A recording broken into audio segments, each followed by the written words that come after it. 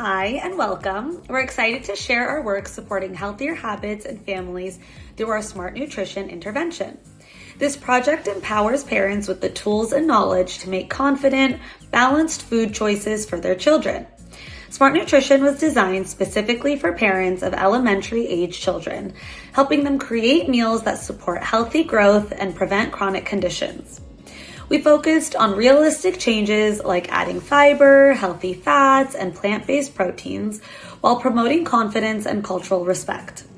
We created this in response to the growing epidemic of childhood obesity, where poor dietary habits are now the leading risk factor for chronic disease. Our goals were to help at least 1/3 of participants feel more confident in food choices, see a 30% increase in nutrition knowledge, and have at least 1/2 of our parents adopt one new healthy habit.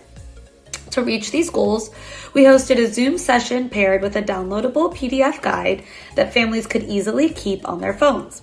We targeted parents because they play a key role in shaping children's diets, but often lack accessible nutrition guidance. That's why we made the content with simple language, culturally relevant, and available in English and Spanish.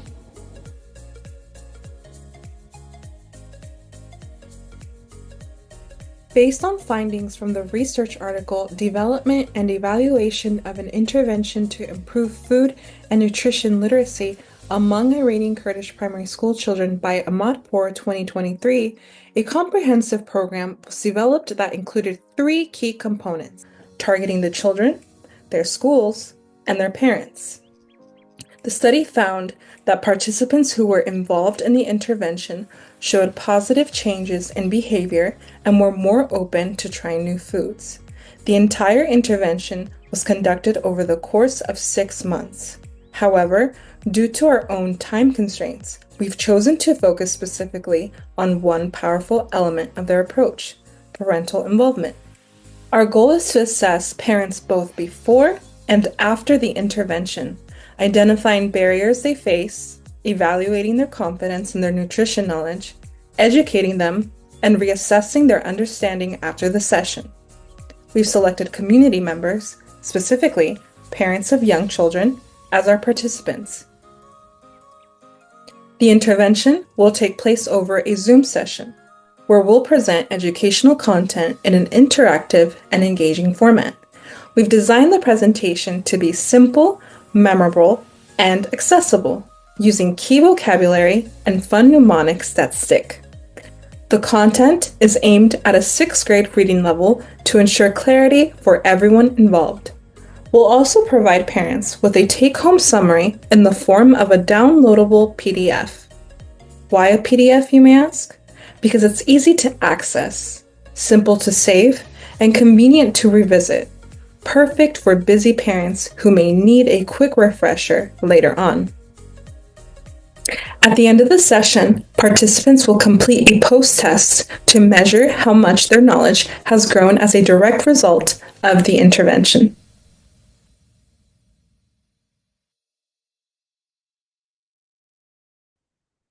When we created our intervention on childhood obesity, we really focused on making it not just informative, but also accessible and empowering. We wanted it to reflect the diverse experiences families face around food and health. We incorporated several key principles: health literacy, cultural humility, trauma-informed care, equity and inclusion, communication skills, and advocacy. Starting with health literacy, we designed our PDF guide to be straightforward and easy to understand. Nutrition can get very technical, so we made a conscious effort to simplify complex ideas, breaking down what nutrients are important, what balanced meals look like, and offering tips that can be used in everyday life. Additionally, we included visual tools to support learning.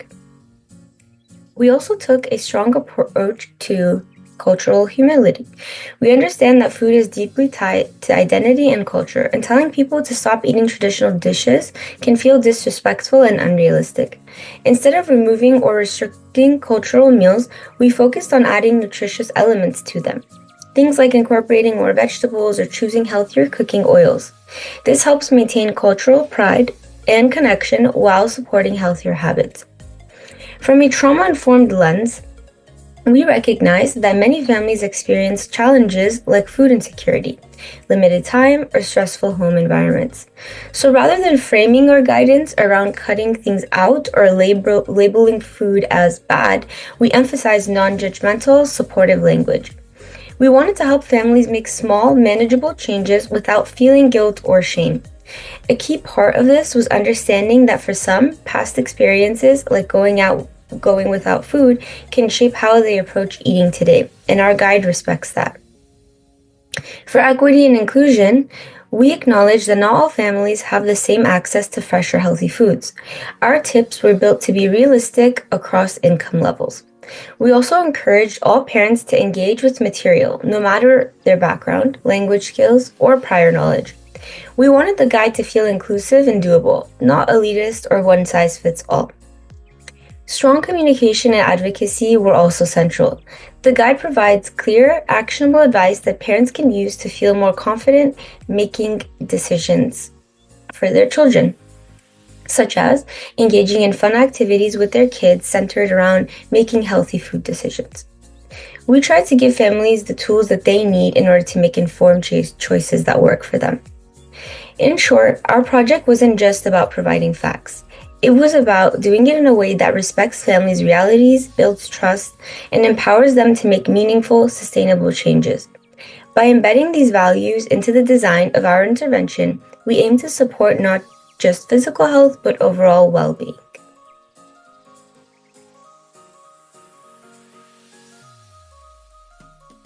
Now, we will be discussing the results from our pre- and post-intervention questionnaire. We use the same set of questions for both surveys to measure growth consistently. Our questionnaire focused on 3 key areas. 1, parental confidence in making healthy food choices for their families. 2, basic food and nutrition literacy. 3, behaviors and intentions that promote long-term healthy habits. Let's begin with the demographics, which help us understand who our results reflect.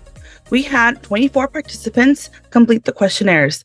Most were between the ages of 25 and 34, representing 58.3% of the sample.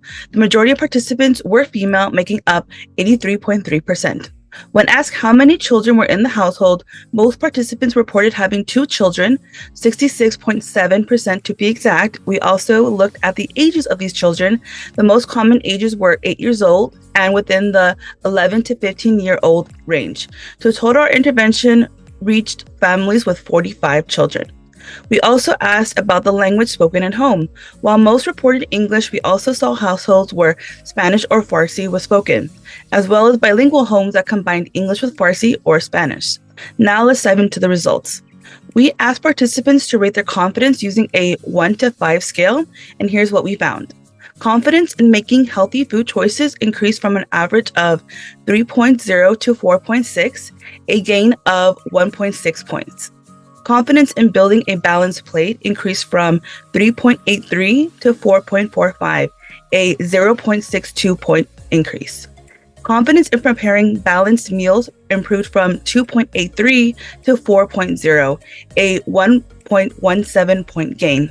Confidence in handling situations where children ask for unhealthy snacks increased from 3.41 to 4.25, a difference of 0.83. When analyzing these scores using the Wilcoxon signed rank test, all 4 confidence questions showed statistically significant improvement with no decreases reported. Each test had a W statistic of 0.0, which is the strongest possible result, indicating a clear, consistent positive shift. Next, we will look at nutrition and food literacy. We included 3 short questions. The first asked which food contains protein. Before the intervention, responses were mixed. Afterward, most parents correctly identified the right answer. The second question was a true or false. Do healthy fats like avocado and nuts help with brain health? Pre-intervention, many were unsure. Post-intervention, the majority responded correctly with true. The third question asked which item was high in fiber. Most parents already answered correctly before the intervention, and this was consistent afterwards. When we looked at the group's overall score for these 3 questions, we saw a 33.3 increase in knowledge from pre to post intervention. Lastly, we assess behavior and intentions. When asked if they were open to trying healthier versions of meals, the average score increased from 4.12 to 4.5, a 0.38 point gain. Involving children in healthy food choices, scores rose from 3.79 to 4.5, a gain of 0.71. For trying new ingredients to improve family nutrition, scores improved from 3.19 to 4.54, an increase of 0.63. These questions were also analyzed using the Wilcoxon signed rank test, and once again, all showed statistically significant increases with no decreases reported. Each produced a W statistic of 0.0, indicating consistent improvement.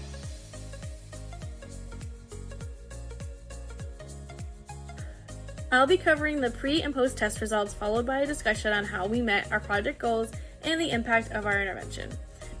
So for the test results, after our session, participants showed a strong improvement in basic nutritional knowledge.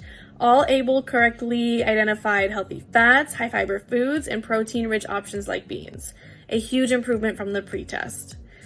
Confidence also increased across the board. Participants rated their confidence using a 1 to 5 scale, and every single confidence question improved after the session.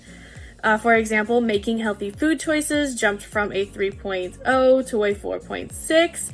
Confidence in preparing healthy balanced meals rose from a 2.83 to a 4.0. And even areas that can be a little bit more challenging, like responding to a kid who asked for an unhealthy snack, that confidence still rose from a 3.41 to a 4.25. On the behavior side, participants shared that they would likely plan to apply everything they learned. This included trying new ingredients, adapting to traditional meals in a healthier way, and just involving the kids in the food preparation process, which is a really great key model for long-term habits. We also asked if they would use the handout we provided, and most of them said yes, noting that it was just easy to understand, culturally relevant, and something they could just refer back to when planning meals. So our main goal of our project was to increase both nutrition knowledge and confidence, especially through strategies that are culturally respectful and realistic for busy families. Based on the statistics, everything from the pre-test compared to the post-test and the participant feedback, we believe we fully met these objectives. They didn't just learn new facts, they felt like they were more capable and felt more empowered to apply the knowledge, which truly matters. When confidence improves, behavior changes, and it's just more attainable. So these little steps, such as switching whole grains or letting kids help in the kitchen, just really leads to long-lasting improvements. We also emphasize our practice tools like the SMART nutrition framework, where parents could easily remember and apply. Activities like grocery store scavenger hunt or like build a plate game just really help make nutrition fun and hands-on. So reinforcing this session content in a more memorable way.